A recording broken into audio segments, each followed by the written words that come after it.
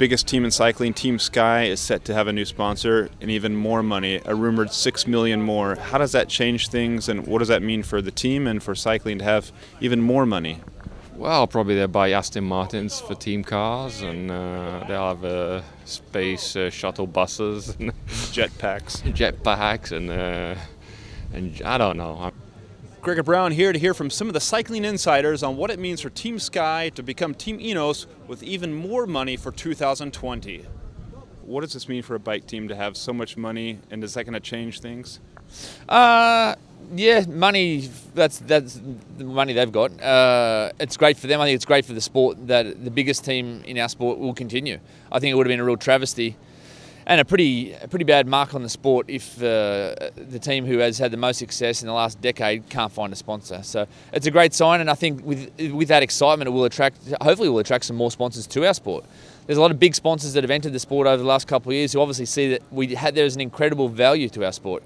And so I think it's great news all around. Well, I mean, I'm actually glad that they have a sponsor. You know, a team like that should not end. It should carry on for the good of the cycling. You know, you need quality. That's what we need right now. We need quality teams. Obviously, they set a standard what's really high. That's great. I think personally that's super for the sport. We need strong sponsors who will provide some sustainability to teams, and you know.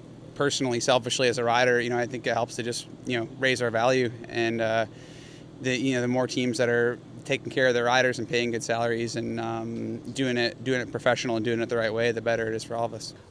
It's a sign for sure of growing, because cycling, when money arrives, it means that our sports it's bigger and bigger. If the balance with the other teams not be the same, it's probably something to think about. But I'm happy that they found a sponsor and people have a job, and that also means that cycling around the world is still a good sport. I just read that they have a new sponsor. I never have a doubt about that, because a big team like that is for sure found a good people want to support this project and continue with this project. So yeah, I say to the team, the new name team, because the team is always the same, really good luck for the future, and I'm sure they have a top rider to continue this successful series. And even more money.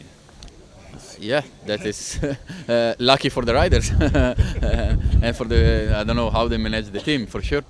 It forces the other teams to perhaps step up and try to find those bigger sponsors. Yeah, for sure. I mean, there is that sort of conundrum of, you know, if one team is so heavily offset with budget, they can just buy up all the best guys and essentially lock everyone else out of the races. But you know, I think as we see in cycling, it's not just about buying the best guys all the time. I think the sport still proves to be exciting and unpredictable. And you know, even if they have the biggest budget, the other teams will get creative and throw in different wrenches in their plot. And you know, it's still a race. It's still unpredictable out there. Well, of course, if you have more money, you can buy a better rider. That's for sure. But I mean, cycling is also something that you have to work behind the money.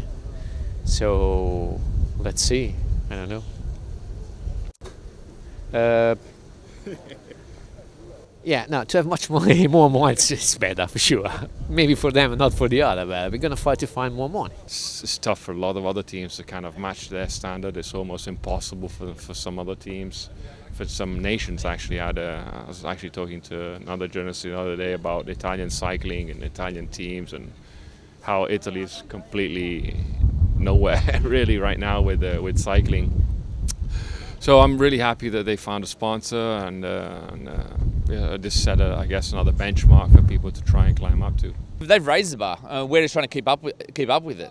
And what it's done is I think it's made teams with less budgets, which is nearly everybody, spend their money wisely and really scrutinise how they spend their money and really target specific goals in a year and where they do spend their budget. You know, like, you know, we personally can't afford to buy the depth that Sky have got. So you've got a bit of moneyball situation. You've got to go looking for talent in other places and develop talent, not just buy talent.